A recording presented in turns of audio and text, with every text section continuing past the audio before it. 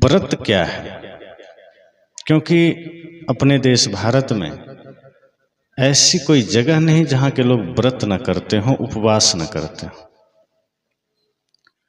और ये किसी न किसी दिन किसी न किसी रूप में सब लोग करते हैं, जिसमें सबसे ज्यादा महत्वपूर्ण एकादशी और पूर्णिमा व्रत होता है, अमावस्या का होता है। बाकी तो सोमवार, मंगलवार, बुधवार, गुरुवार हर दिन किसी न किसी व्रत में लोग रहते हैं। और कभी कोई त्योहार आ गया, नवरात्र आ गई, तो उस समय भी लोग व्रत रहते हैं, उपवास रहते हैं। हमें ये जानना ये है कि व्रत का मतलब क्या है, व्रत करना कैसे चाहिए, इसका महत्व क्या है और लोग इसका मिसयूज कैसे करते हैं। व्रत का दुरुपयोग भी होता है सही अर्थ न जानने के कारण। साहब ने कहा है कि कोई भी, चाहे व्रत हो, चाहे पूजा हो, चाहे उपवास हो, आदमी उसका विधि नहीं जानता है, उसका सही तरीका नहीं जानता है और वो करने लग जाता है। परिणाम ये होता है कि बाहर बाहर वो चीजें हो तो जाती है, भीतर होता ही नहीं है। जैसे आप कोई पेड़ लगाएं, आपने पेड़ लगा दिया, बल्कि पौधा लगा दिया, पौधा बड़ा होकर पेड़ बन जाता है। तो आपने जब पौधा लगाया तो आप क्या करेंगे? यदि आप पौधे के पत्तियों पर पानी डाल रहे हैं, पौधे के तने पर पानी डाल रहे हैं, तो पौधा हरा रहेगा। पानी आपको उसके जड़ में डालना होगा। जब आप जड़ में पानी डालते हैं तो कहीं ना पत्तियों में पानी डालना है, ना तने में डालना है, ना उसको पोंछना है, ना धूल झाड़ना है, वो खुद हरा भरा हो जाता है। लेकिन आज समस्या यह है कि आदमी पौधे के तना पर और पत्तियों पर पानी डाल रहा है। यही है पूजा, व्रत, ध्यान, तप। इन सब का संबंध हमारे मन से है। हम कोई भी पूजा करते हैं मन को साधने के लिए, हम कोई भी व्रत करते हैं मन को नियंत्रित करने के लिए, हम कोई भी ध्यान करते हैं मन को स्ववश करने के लिए। पर आज हमारा व्रत, हमारी पूजा, हमारा ध्यान का मतलब हो गया है सिर्फ तन तक सीमित हो गया। देह सुखाए पिंजर करे, धरे रैन दिन ध्यान, तुलसी मिटी न वासना बिना विचारे ज्ञान। गोस्वामी तुलसी कहते हैं कि मान लो आपने देह को सुखा दिया, पिंजड़ा बना दिया, खूब तपस्या किया, आपका देह गल गया और दिन रात आंख बंद करके आप देह को सुखाए चले जा रहे हैं। लेकिन यदि मन की वासना नहीं मिटी, मन का विकार नहीं मिटा, मन के कुसंस्कार नहीं मिटे, तो तुलसी मिटी न वासना बिना विचारे ज्ञान। तो फिर ज्ञान के बिना जब ये आपने व्रत किया, ज्ञान के बिना अगर आपने देह को सुखा दिया, तो ये न वासना मिटी, न विकार मिटा, न बुराइयां मिटी, फिर जीवन में सब कुछ है। शरीर ने कोई पाप थोड़े किया है, शरीर ने कोई अपराध नहीं किया है। शरीर कभी भी अपने आप में कोई दुष्ट कर्म नहीं करता, कोई पाप कर्म नहीं करता। शरीर से वो सारे काम मन करवाता है और मन शक्ति आत्मा से लेता है। ये चीजें समझने की है। मन को शक्ति आत्मा से मिलती है और चूंकि मन हमारा मालिक बन जाता है, आत्मा दास बन जाता है। श्री कृष्ण कहते हैं अर्जुन से कि अर्जुन, यह मन घोड़ा है और आत्मा घुड़सवार है, लेकिन हो जाता है उल्टा। यह मन ही मालिक हो जाता है और आत्मा में ही ये नियंत्रित करने लग जाता है। इसलिए मन जो जो चाहता है हमसे करवा लेता है। इसलिए मन जैसा चाहता है हम करने लग जाते हैं। कृष्ण कहते हैं नहीं, मन का लगाम पकड़ो और आत्मा ये घुड़सवार है, तुम मालिक हो, तुम जरा मन को नियंत्रित करो। जब मन को हम नियंत्रित करते हैं तब असली पूजा, असली व्रत शुरू हो जाता है। लेकिन जब व्रत का महत्व हम नहीं जानते, व्रत का अर्थ नहीं जानते, तो बाहर बाहर व्रत चलता है, फिर तन के साथ व्रत चलता है, मन तक नहीं पहुंचता। हमारी पूजा, हमारा व्रत, हमारा ध्यान मन तक कहाँ पहुंचता है, वो तन तक ही रुक जाता है। जैसे आप उपवास रहते हैं, भोजन नहीं करते हैं, तो भोजन नहीं करते हैं इसका संबंध आपके शरीर से है। आपने भोजन छोड़ दिया, इसका लाभ किसको मिला? शरीर को मिला। लेकिन आज व्रत का नियम ऐसा बनाया गया है कि नमक बस नहीं खाना है, बाकी मीठा खा सकते हैं। तो हमारे ऋषि मुनियों ने जब व्रत का विधान किया था ना, ये सोचकर किया था। आप लोग आयुर्वेद जानते हैं, सब लोग जानते हैं आज कि आयुर्वेद में कहा गया है कि सप्ताह में अगर एक दिन आप उपवास रहते हैं तो शरीर में जो मौजूद विष है वो बाहर हो जाता है, तो बहुत सी समस्याओं से हम बच जाते हैं। इसलिए सप्ताह में, महीना में एक दिन व्रत रहना चाहिए, उपवास रहना चाहिए। हमारे ऋषियों ने सोचा होगा, अगर हम सीधे लोगों से कह देंगे कि एक दिन उपवास रहो, तो आदमी तो दिन रात खाने में लगा है, छोड़ेगा भोजन? नहीं छोड़ेगा। तो कुछ तरीका निकालना पड़ेगा, कुछ उपाय निकालना पड़ेगा। तो ऋषियों ने कहा एक व्रत बना देते हैं, सप्ताह महीना में कोई विशेष व्रत, विशेष दिन को चुन लेते हैं।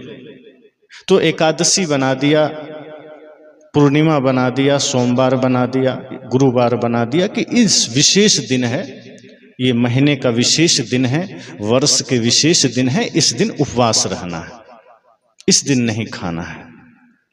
तो लोगों ने सोचा ठीक है, चलो ये विशेष दिन हम नहीं खाएंगे। तो ऋषियों ने सोचा अगर हम डायरेक्ट फिर बात यहीं छोड़ देंगे तो आदमी सोचेगा कि ठीक है एकादशी, हम क्यों भोजन छोड़ें, हम खाएंगे। एकादशी में भोजन छोड़ने से कोई लाभ है क्या? तब ऋषियों ने कहा कि इससे स्वर्ग मिलेगा, इससे मोक्ष की प्राप्ति होगी, इससे बंधन से मुक्ति मिलेगी। तो एकादशी व्रत करने का ये लाभ है, आपको रहना है। जो असली कारण था कि उस दिन भोजन नहीं करना है, उपवास रहना है, जिससे कि शरीर भी आपका सधेगा, शरीर भी स्वस्थ होगा, और जब शरीर स्वस्थ होगा तो मन स्वस्थ होगा ही होगा, क्योंकि जैसा खाए अन्न वैसा बने मन। आप अगर भोजन शुद्ध लेंगे, सात्विक लेंगे, सादा लेंगे, कम लेंगे, मन आपके नियंत्रण में रहेगा। अगर आप भोजन ज्यादा लेंगे, अपाच्य भोजन लेंगे, गलत भोजन लेंगे, तामसी भोजन लेंगे, मन हावी हो जाएगा, मन आपको नचाता रहेगा।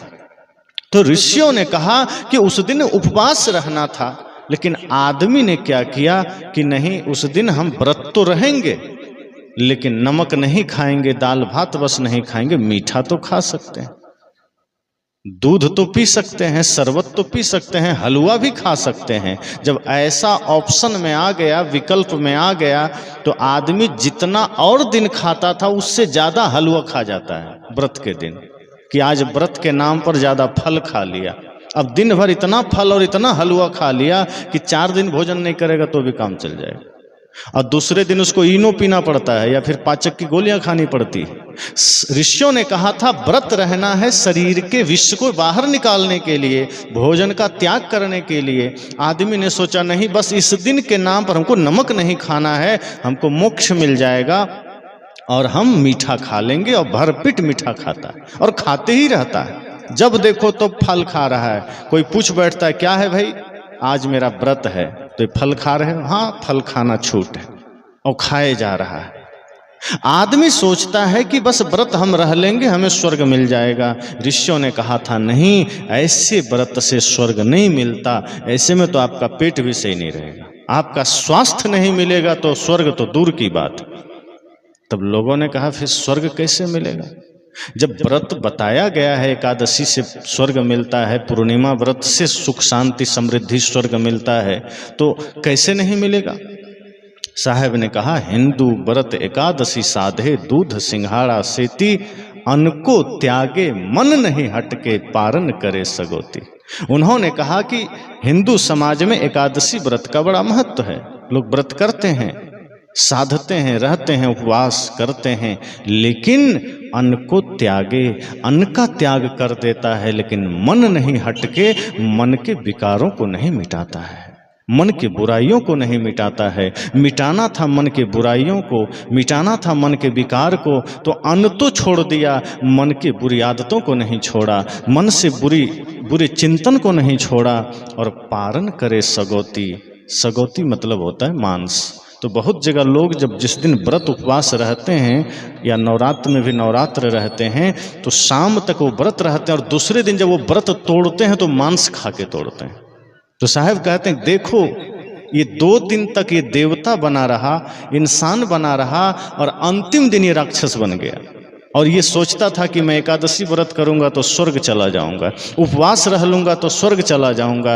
अगर सिर्फ भूखे रहने से स्वर्ग मिलता तो हमारे भारत में न जाने कितने लोग भूखे सो जाता है, सब स्वर्ग चला जाता, कितने जानवर भूखे रह जाता है, सब स्वर्ग चला जाता। साहब ने कहा नहीं, ये व्रत की गलत व्याख्या है। और अगर इस तरह का व्रत आप करते हैं कि हम चाहे मुख से गाली दें, चाहे कर्म में हमारा पाप चलता रहे, चाहे किसी को आप कटु वचन कहते रहें, अगर आपने मन को शुद्ध नहीं किया, कर्म को शुद्ध नहीं किया और आप व्रत चाहे जितना करें, स्वर्ग नहीं मिलेगा। साहब ने कहा व्रत का मतलब ही है कि आप अपने मन को साधिए। व्रत का मतलब ये नहीं है कि आप भोजन छोड़ दीजिए, पहले से ही कम खाइए, सुपाच्य खाइए, भोजन छोड़ने की जरूरत नहीं पड़ेगी। अब आदमी खा लेता है इतना ज्यादा कि भोजन कई बार छोड़ना पड़ता है। तो व्रत का मतलब है अपने मन को साधना है, व्रत का मतलब है अपने कर्म को पवित्र करना है, व्रत का मतलब है अपने वाणी को पवित्र करना है। और असली एकादशी व्रत क्या है? 5 कर्मेंद्रियां हैं और 5 ज्ञानेंद्रियां हैं, एक मन है। इस सब मिला के कितना हो गया? 11। संत कहते हैं जिस व्यक्ति ने अपने 5 कर्मेंद्रियों को, 5 ज्ञानेंद्रियों को और एक मन को साध लिया, उसने एकादशी व्रत कर लिया। और जिसने इसको नहीं साधा, मन को नहीं साधा, वचन को नहीं साधा, आंखों को नहीं साधा, आंखों से गलत देख रहे हैं, कान से गलत सुन रहे हैं, मुख से गलत बोल रहे हैं, हाथ से गलत काम कर रहे हैं, पैर से गलत जगह जा रहे हैं, सारी इंद्रियां गलतियों में लिपटी हुई है, मन से गलत सोच रहे हैं और आप उपवास कर रहे हैं, एकादशी व्रत नहीं होगा, पूर्णिमा व्रत नहीं होगा। असली व्रत कब होगा? जब आप अपने 5 कर्मेंद्रियां, 5 ज्ञानेंद्रियां और एक मन को वश में कर लेंगे तो ये एकादश को वश में करते ही एकादशी व्रत संपन्न हो गया। इसलिए जो सच्चा व्रत है वो यही है। फिर ये सवाल हो सकता है कि माताएं जो व्रत करती है उसका क्या मतलब?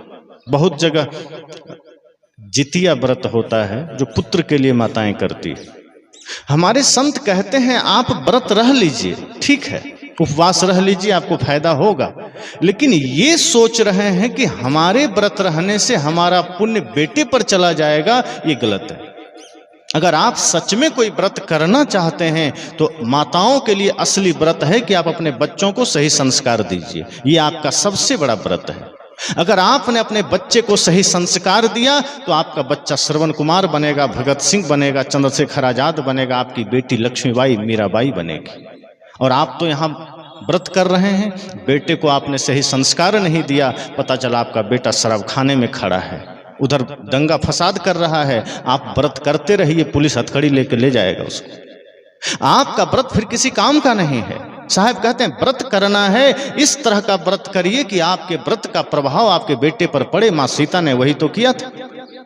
मां सीता ने अपने बेटे लवकुश को जितिया से संपादित नहीं किया था, कोई व्रत उपवास करके अपने बेटे को संस्कारी नहीं बनाया था। उन्होंने अपने हाथों से उसको शिक्षा दिया, संस्कार दिया, अपने ज्ञान से उसको संपोषित किया। किसी ने माता सीता से कहा था कि माता आप तो बहुत ज्यादा श्री राम से प्रेम करते हैं, आप तो धर्म को जानते हैं, ज्ञान को जानते हैं, शास्त्र को जानते हैं, आप बताइए आपके लिए सबसे बड़ा व्रत क्या है? आपके जीवन में सबसे बड़ा उपवास क्या है, व्रत क्या है, नियम क्या है? जानते हैं माता सीता ने क्या कहा था? एक ही व्रत एक धर्म नेमा, काय वचन मन पति पद प्रेमा। उन्होंने कहा कि मेरे लिए तो तन मन वचन से प्रभु श्री राम के चरणों में प्रेम ही सबसे बड़ा व्रत है। कोई करते हैं? आज तो ये फार्मूला ही बदल गया है। मां सीता ने कहा था एक ही व्रत एक धर्म नेमा, काय वचन मन पति पद प्रेमा। पर आज की स्थिति क्या है? एक ही व्रत एक धर्म नेमा, और पति मांगे जलपान तो पत्नी जाए सिनेमा। आज कोई व्रत नहीं है। पति मांगे पानी तो पत्नी के अपने से ले लो और हमें भी दे दो। ये व्रत अगर आप कितना भी जितिया कर लीजिए, करवा चौथ कर लीजिए, कोई भी व्रत कर लीजिए, संत कहते हैं जिस दिन आपका वो व्रत मन से होने लगेगा, जिस दिन वो व्रत आपके कर्म में उतर जाएगा, आप समझ जाना आपका व्रत हो गया। सदगुरु कबीर कहते हैं इसी तरह से जो व्रत है, त्योहार है, ये एक दिन नहीं, आप 24 घंटे कर सकते हैं। जिस भाव से आप भगवान के मंदिर में खड़े होते हैं, पूजा करते हैं, उसी भाव से आप घर में आकर के सास ससुर की सेवा कीजिए, उसी भाव से पति की सेवा कीजिए, उसी भाव से अपने बच्चों की सेवा कीजिए, उसी भाव से पड़ोसियों के साथ व्यवहार कीजिए। आप देखेंगे आपका पल पल त्योहार है, पल पल व्रत है। 1 घंटे व्रत करने से क्या होगा? 1 दिन व्रत करने से क्या होगा? 1 सप्ताह व्रत करने से क्या होगा? करना है 24 घंटे करिए, ताकि 24 घंटे स्वर्ग ही स्वर्ग हो। पर आदमी ने सत्संग को भी समय में बांट दिया, ध्यान को भी समय में बांट दिया। आदमी कहता है ज्यादा समय नहीं है, आदमी कहता है खेत में काम है, बाजार में काम है, परिवार में काम है, हे भगवान आपके लिए हमारे पास टाइम नहीं, 10 मिनट का टाइम है, 10 मिनट देंगे आपको। अब 10 मिनट आदमी मंदिर चला गया, ओम जय जगदीश हरे, और मन में चल रहा है कैसे जल्दी घर में लक्ष्मी बढ़े, मन में यही ख्याल चल रहा है। मंदिर में तो भगवान के सामने लगता है बहुत बड़ा पुजारी है, लेकिन मन में चल रहा है कितना जल्दी घर में सब कुछ बढ़े। संत कहते हैं ये पूजा और आपके घर का जीवन में कोई तालमेल नहीं है। जिस दिन आपकी पूजा में जिस भाव से आप मंदिर में होते हैं, उसी भाव से जिस दिन आप घर में और बाजार में खड़े होने लग जाएंगे, आपको पूजा सब जगह हो जाएगी। फिर साहब ने कहा ना, जहां जहां डोलो सो परिक्रमा, जो कुछ करो सो पूजा। फिर आप झाड़ू भी लगाएंगे तो पूजा हो जाएगा, फिर आप शौचालय साफ करेंगे तो पूजा हो जाएगा, फिर आप घर के आंगन में झाड़ू लगाएंगे तो पूजा, घर में सास ससुर के लिए भोजन बनाएंगे तो भगवान का भोग हो जाएगा। इसलिए ये बहुत ज्यादा आवश्यक है। सदगुरु कबीर कहते हैं कि मैं ये नहीं कहता कि आप पूजा मत करो, व्रत मत करो, वे कहते हैं करो, सही तरीके से करो। आप व्रत कर रहे हैं और मन में किसी के लिए गाली आ रहा है, ये व्रत है क्या? आप पति के नाम पर लंबी उम्र के लिए करवा चौथ का व्रत रख रहे हैं और मन में पति के प्रति घृणा है, नफरत है, बात बात में झगड़ा कर रहे हैं, बात बात में उससे लड़ रहे हैं, ये व्रत है? असली व्रत है वो सारे नियम आपके कर्म में उतर जाना चाहिए। जो आप प्रार्थनाओं में गाते हैं वो सारे नियम आपके कर्म में उतर जाना चाहिए। आज हमने सब कुछ शब्दों तक सीमित कर दिया। हमारी प्रार्थना शब्दों में चला गया, ध्यान शब्दों में चला गया। आधे घंटे आंख बंद कर लिए, दूसरों को लग रहा है बड़ा ध्यानी है, मन में हमारा हिसाब चल रहा है कि आज ये काम करना है, वो करना है, इधर जाना उधर जाना। ध्यान में भी पूरा गणित चल रहा है। आंख बंद है, दूसरे को लग रहा है ये ध्यान में है, हम ध्यान में होते कहाँ हैं? हम तो दूसरे का गुणा भाग कर रहे होते। हमारी प्रार्थना उसी तरह से होती है। मुख से प्रार्थना चल रही, प्राणों से प्रार्थना कहाँ निकलती है? हृदय से प्रार्थना कहाँ निकलती है? जिस दिन प्राणों से प्रार्थना निकलने लगेगी, उस दिन उसी क्षण आपको मालूम पड़ जाएगा कि जैसे ही प्रार्थना आपके हृदय से निकली है, प्राणों से निकली है, वो प्रार्थना फिर व्यर्थ नहीं जाएगी, वो सार्थक हो जाएगी। अभी हमने सिर्फ नियम बना लिया कि सुबह आधे घंटे सत्संग कर लेना है, 10 मिनट मंदिर चले जाना है, और बाकी समय क्या करते हैं? दूध में पानी मिला रहे हैं, चावल में कंकड़ मिला रहे हैं, दूसरों के साथ झगड़ा कर रहे हैं, जमीन का विवाद कर रहे हैं, कोर्ट में खड़े हैं, कचहरी में खड़े हैं।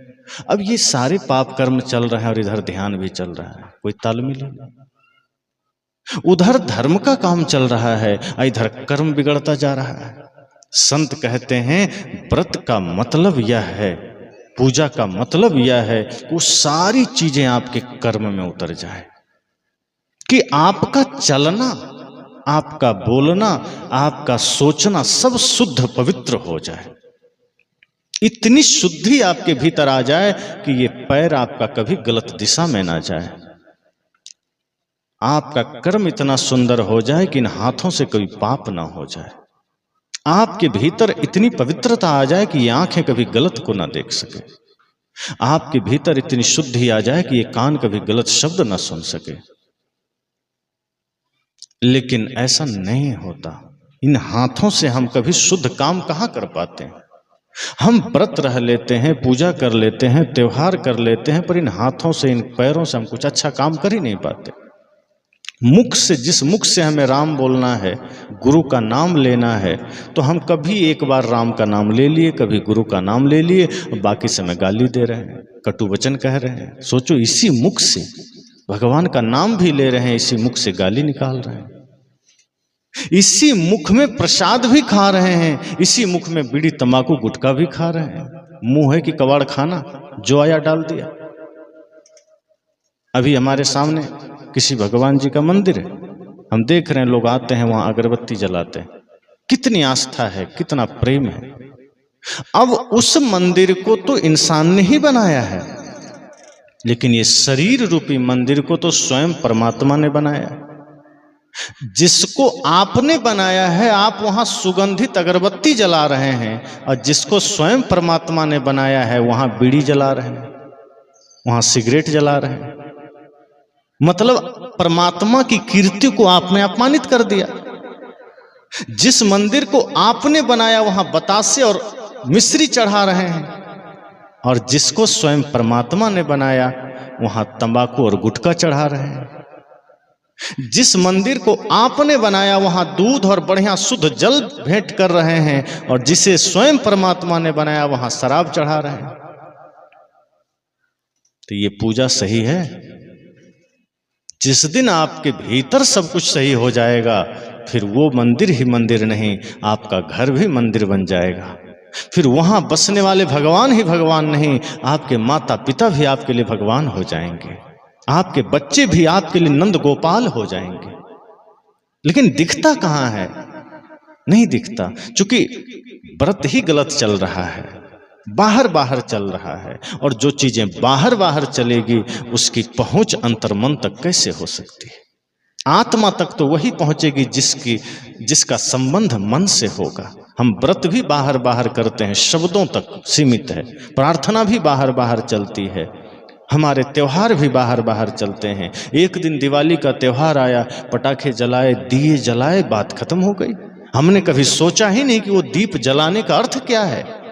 अंधेरे को दूर करने के लिए हम दीप जलाते हैं, और दिलों में तो कब से अंधेरा पड़ा हुआ है, वहां हमने कभी ज्ञान का दिया ही नहीं जलाया, वहां हमने कभी प्रेम का दिया ही नहीं जलाया, वहां हमने कभी ध्यान का दिया ही नहीं जलाया।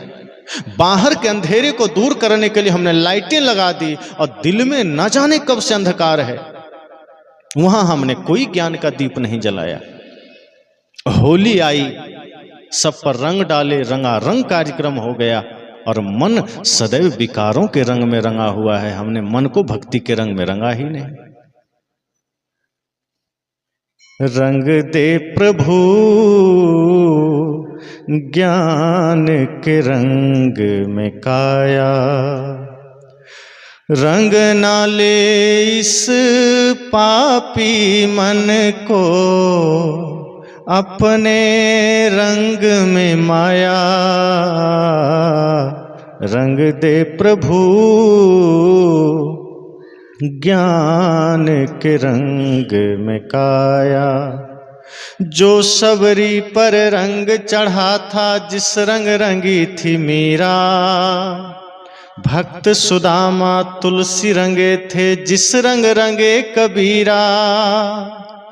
हम पर भी वो रंग रंग चढ़ा दे, हम पर भी वो रंग चढ़ा दे, उन पे जो रंग चढ़ाया,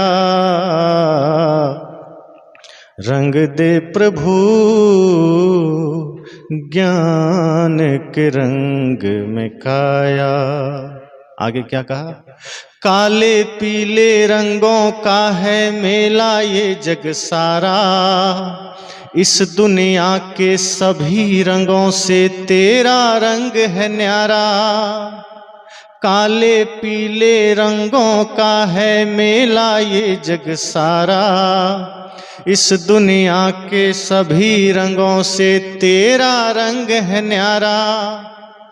जिनको लागा रंग ये तेरा, जिनको लागा रंग ये तेरा,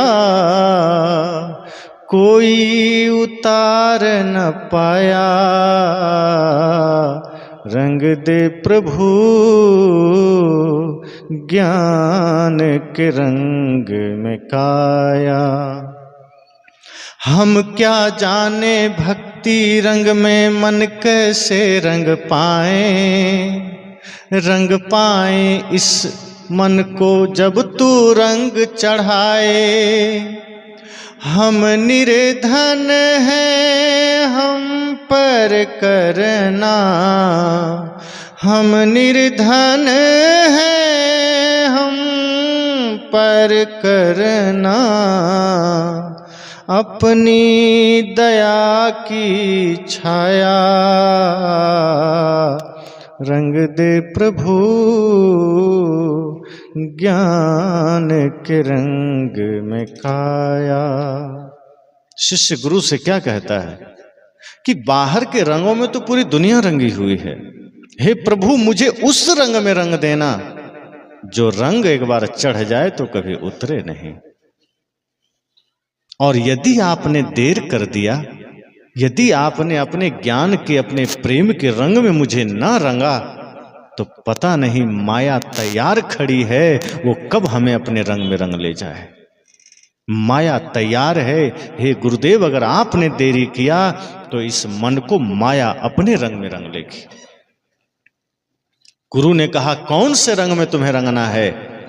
तो शिष्य क्या कहता है? जो सबरी पर रंग चढ़ा था जिस रंग रंगी थी मीरा, जो भक्ति का रंग माता सबरी पर चढ़ा था, जिस प्रेम के रंग में मीरा रंगी थी, जिस ज्ञान भक्ति वैराग्य के रंग में सुर तुलसी कबीर रंगे थे, नानक रंगे थे, हे गुरुदेव वही ज्ञान का वही प्रेम का रंग हम पर भी चढ़ा दो।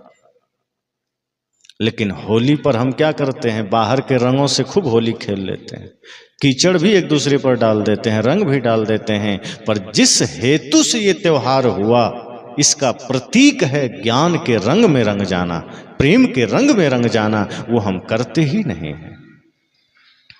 तो त्योहार भी हम मनाते हैं तो एक दिन मनाते हैं। संत कहते हैं ऐसा अपने जीवन को बना लो कि आपका हर दिन त्योहार हो जाए। अगर मन ज्ञान के रंग में रंग जाए तो रोज होली है, अगर आपने हृदय में ज्ञान का दिया जला लिया तो रोज दिवाली है, और यदि आप अपने भीतर बैठे हुए रावण को मार दिया तो रोज दशहरा है। हो गई ना पूजा। लेकिन आज बाहर पुतले में रावण को तो हम मार देते हैं, लेकिन हर व्यक्ति के भीतर बैठा हुआ जो रावण है, जो हमसे गलत काम करवा रहा है, जो हमसे गलत चिंतन करवा रहा है, जो भाई भाई में झगड़ा करवा रहा है, वो हम अपने भीतर बैठे रावण को मारते ही नहीं, उसको तो हम और पूजित कर रहे हैं। और समस्या क्या हुई? बाहर के मंदिर में हमने प्रभु श्री राम को बैठा दिया और जिस दिल में राम जी को बैठाना था वहां रावण को बिठा लिया। यही भूल हो गई। राम जी को यहां बिठाना था, यहां बिठा लिए रावण को। अब क्या होगा? जो काम रावण करता था वही आज लोग कर रहे हैं। रावण ने भी अपनी माँ का अपमान किया, आज लोग अपनी माँ का अपमान कर रहा है। पिता का अपमान किया, वही आज आदमी कर रहा है। भाई को लात मारा, आज वही आदमी कर रहा है। पत्नी की बात को ठुकराया, वही आदमी कर रहा है। जो रावण ने व्यभिचार का काम किया, वही आज आदमी कर रहा है। सीधी बात है, उस समय एक रावण राक्षस था, आज हर दिल में वो रावण की प्रवृत्ति बैठी हुई है।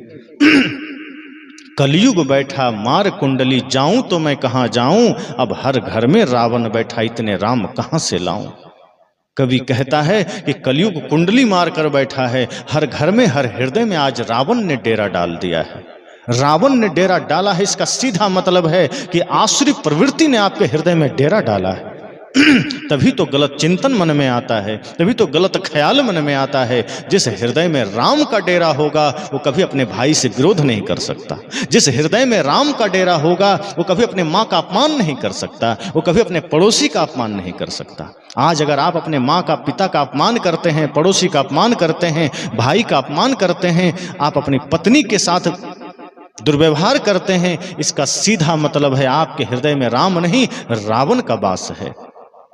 सदगुरु कबीर कहते हैं, अच्छा होता कि असली व्रत को समझ लेते और इस हृदय में राम को बुला लेते, कृष्ण को बुला लेते, सुर तुलसी नानक कबीर को बुला लेते, भगत सिंह चंद्रशेखर आजाद को बुला लेते, लक्ष्मीबाई को बुला लेते। यदि आज हमारे बच्चों का रोल मॉडल भगत सिंह बन जाए तो आज हमारे बच्चे पुनः राष्ट्रभक्ति के मार्ग पर चल देंगे। लेकिन आज हमारे बच्चों का रोल मॉडल कौन है? हीरो और हीरोइन है, शाहरुख खान, सलमान खान है। आज के बच्चे कहते हैं मैं तो उसकी तरह बनूंगा। जिस देश का असली हीरो भगत सिंह हो, जिस देश का असली नायक चंद्रशेखर आजाद हो, जिस देश का असली नायक नेताजी सुभाष हो, अगर वहां के बच्चे ये फिल्मी हीरो हीरोइन को अपना नायक मानते हैं, उस देश का दुर्भाग्य नहीं तो और क्या होगा। सदगुरु कबीर कहते हैं, जिस दिन आपके जीवन में असली व्रत का जागरण होगा, जिस दिन आपके हृदय में असली सत्संग का जागरण होगा, आपका जीवन तो शुद्ध पवित्र बनेगा ही, आपके बच्चे भी धर्म रक्षा के लिए खड़े होंगे, समाज सुरक्षा के लिए खड़े होंगे, राष्ट्र सेवा के लिए खड़े होंगे। और आपको फिर वो वृद्धाश्रम नहीं भेजेंगे, वो आपके चरण पखारेंगे, वो आपके चरण छुएंगे। आज आप अपने बच्चों को शिक्षा देते हैं, संस्कार नहीं दे पाते। आज आप अपने बच्चों को पढ़ाते हैं, लेकिन आपके बच्चे अब चरण छूने में शर्माते हैं, वो हाथ मिलाते हैं। ये संस्कार, ये संस्कृति अगर चली गई तो धर्म चला जाएगा, और जिसके जीवन से धर्म चला गया वो आदमी फिर जिंदा होते हुए मुर्दा है। इसलिए साहब ने कहा, असली व्रत क्या है? उपवास रहना असली व्रत नहीं है। आप भूखे रह लीजिए, इससे क्या हो जाएगा? भूखा तो बहुत से जीव जंतु और आदमी रह लेता है। कितने गरीब, कितने भिखारी 2-2, 3-3 दिन भूखा रहता है, क्या स्वर्ग चला जाएगा? व्रत का मतलब है आपका मन पवित्र होना चाहिए। व्रत का मतलब है आपका कर्म पवित्र होना चाहिए। व्रत का मतलब है आपका चिंतन पवित्र होना चाहिए, आपका सोच, आपकी सोच पवित्र होनी चाहिए।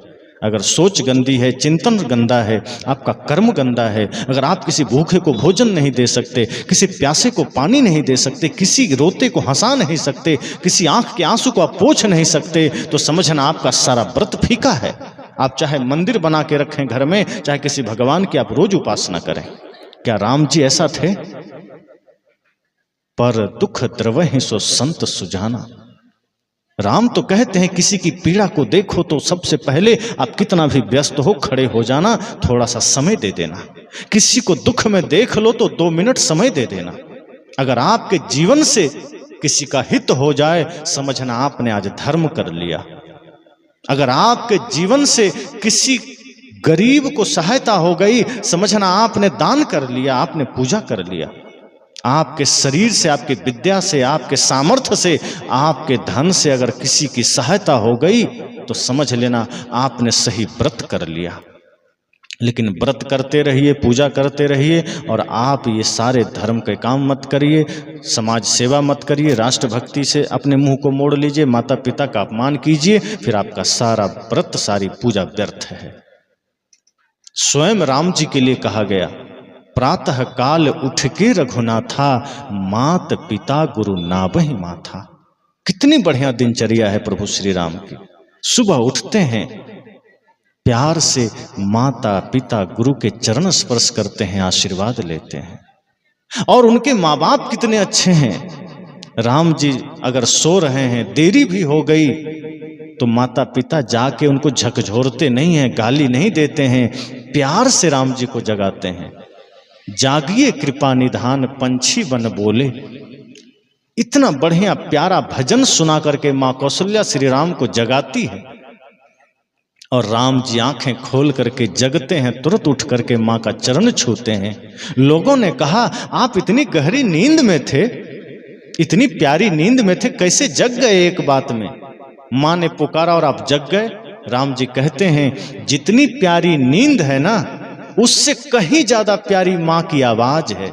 इसलिए नींद के सामने, माँ के आवाज के सामने नींद क्यों टिकेगी, वो चल देती है, इसलिए मैं जग जाता हूं।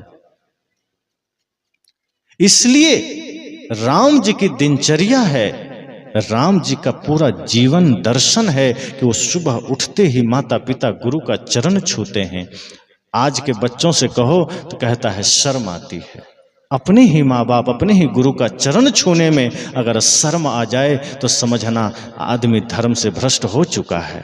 हाथ मिलाने में शर्म नहीं आती, उल्टा सीधा काम करने में शर्म नहीं आती, पाप करने में शर्म नहीं आता, माँ बाप को वृद्धाश्रम भेजने में शर्म नहीं आता, माँ को गाली देने में शर्म नहीं आता, भाई से झगड़ा करने में शर्म नहीं आता। लेकिन राम जी की मर्यादा जीवन में उतार लो, माता पिता का चरण छूने में शर्म आती।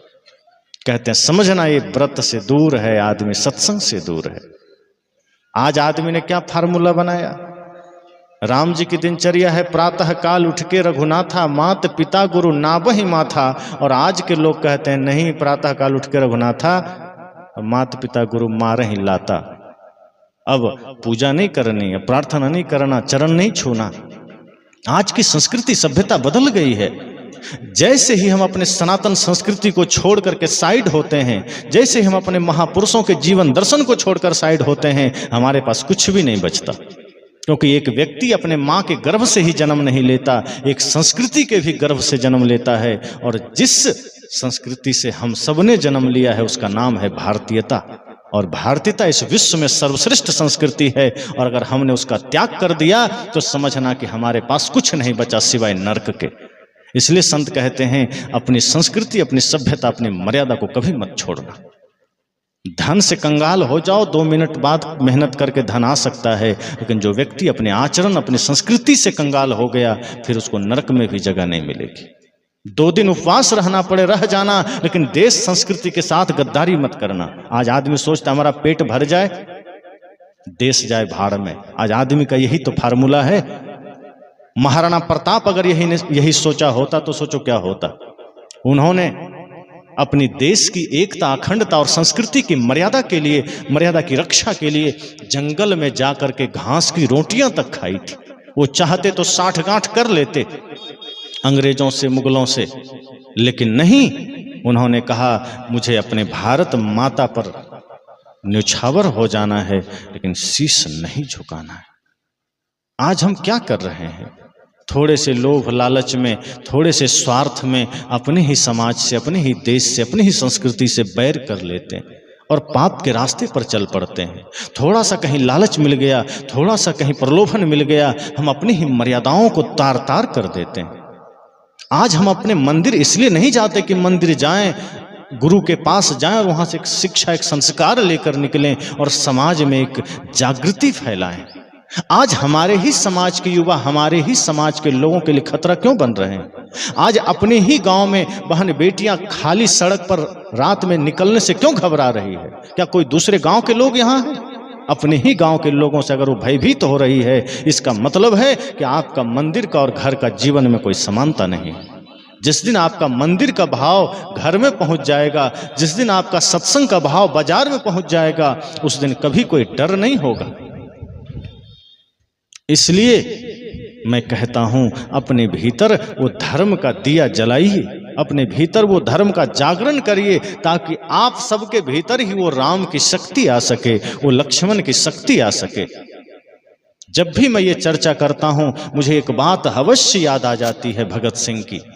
जब वो फांसी पर जा रहे थे तो इतने खुशी के साथ, इतने आनंद के साथ जैसे कोई उत्सव हो। आज आदमी को थोड़ा सा कुछ प्रॉब्लम आ जाए जीवन में तो रो रो कर बुरा हाल हो जाता है। लेकिन भगत सिंह को फांसी हो रही है और वो हंसते हुए जा रहे हैं।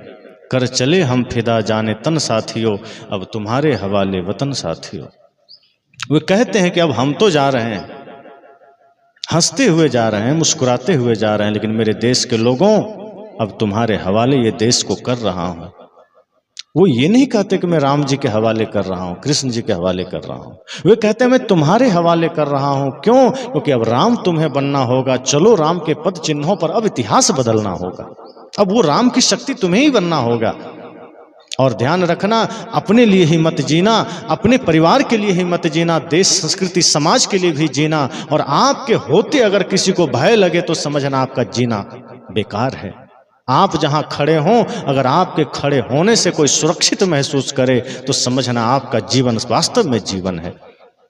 और भगत सिंह तो कहते हैं कि अपने भीतर वो शक्ति जगाओ, वो धर्म का ज्वाला जगाओ, वो मर्यादा के संस्कार से अपने आप को ढक लो कि आप समाज के लिए तारनहार भी बन सको और जरूरत पड़े तो समाज की सुरक्षा के लिए एक शासक भी बन सको।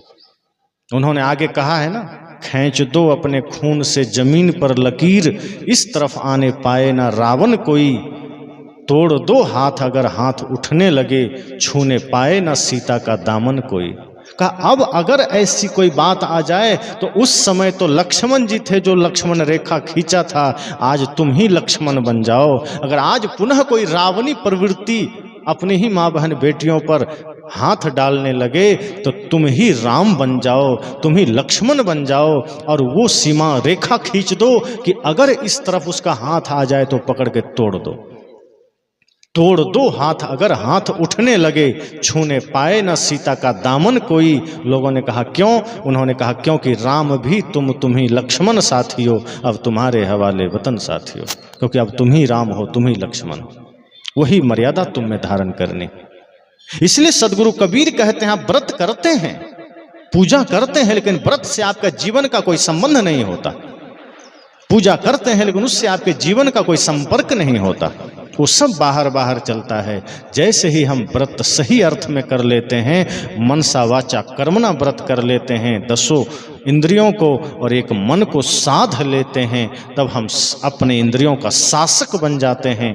और जो अपनी इंद्रियों का शासक है वही राष्ट्र भक्त है, वही मातृभक्त है, वही पितृभक्त है। इसलिए मैंने कहा कि जो व्रत, जो त्यौहार, जो उपवास हम करते हैं उसका संबंध हमारे मन से होना चाहिए। हम ऐसा व्रत करें, ऐसा त्यौहार करें, उससे हमारा मन शुद्ध हो सके, आप मन को पवित्र कर सकें, मन को शुद्ध कर सकें। जब इस तरह से करेंगे तो असली व्रत हो जाएगा। और माताओं के लिए तो कहा ही, एक ही वचन एक धर्म नेवा, काय वचन मन पति पद प्रेमा। यही बात पुरुषों के लिए भी है। अगर माताएं सदा से पति को परमेश्वर मानती हैं, भगवान मानती हैं, तो आप भी माताओं को भगवती मानिए। ये नहीं कि अपना अहंकार में बैठ गए, चलो तुम मेरा चरण धो, ऐसा नहीं। आप उसमें भी वही भाव रखिए, आप उसके प्रति भी वफादार रहिए, आप उन्हें भी वही सम्मान दीजिए।